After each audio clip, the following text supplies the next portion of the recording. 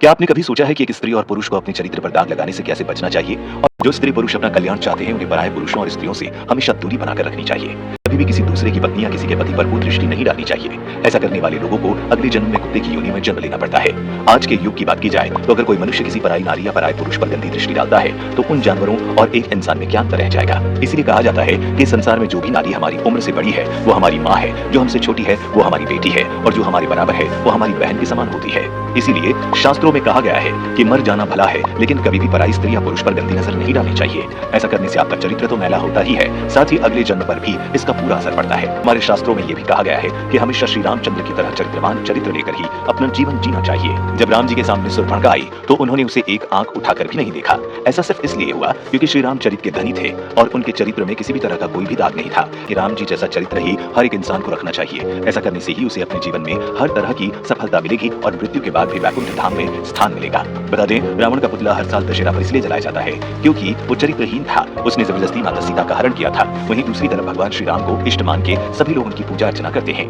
हमारे शास्त्रों में लिखा है कि काम वासना के समान दुष्कर कोई रोग नहीं, मोह के समान कोई शत्रु नहीं, क्रोध के समान अग्नि नहीं और ज्ञान से बड़ी संसार में सुख देने वाली कोई वस्तु नहीं है। वहीं आचार्य चाणक्य कहते हैं कि काम वासना से घिरा रहने वाला इंसान विचार और लक्ष्यहीन हो जाता है, जिसके दिमाग में ज्ञान की बजाय सिर्फ वासना का वास रहता है और ऐसे मनुष्य से बुद्धिहीन इस संसार में दूसरा कोई और नहीं है।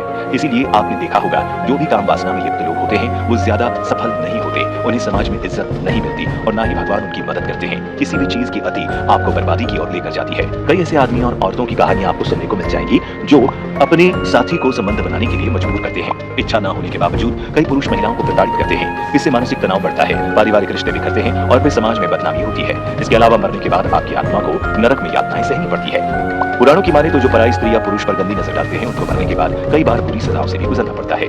गरुड़ पुराण में कहा गया है कि जो पुरुष मर्यादा की रेखा पार करके पर स्त्री के साथ किसी भी प्रकार की खराबियां बनाता है उसके लिए यमराज ने बड़ा ही कठोर दंड निर्धारित किया है। ऐसे पुरुषों को जयंती नामक नरक में फेंका जाता है और वहां उसके सभी पापों की सजा दी जाती है।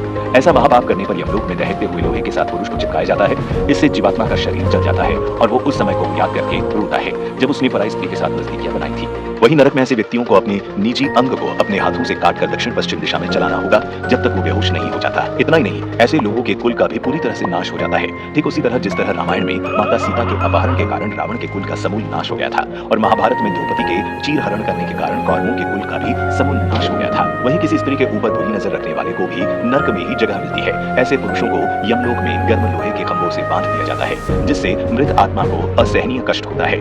ऐसे पुरुषों का अगला जन्म स्त्री योनि में होता है। मनुस्मृति की माने तो मनुष्य को संयम से काम लेना चाहिए और पराई स्त्री से उचित दूरी बनाकर रखनी चाहिए। इसके अलावा गरुड़ पुराण में बताया गया है जो स्त्री अपने पति को छोड़कर दूसरे पुरुषों के साथ नजदीकियां बनाती है उन्हें यमलोक में दहकते लोहे से बांध दिया जाता है। पाप की सजा पूरी होने पर ऐसी स्त्री चमगादड़, छिपकली अथवा दो मुहां सांप के रूप में जन्म लेती है।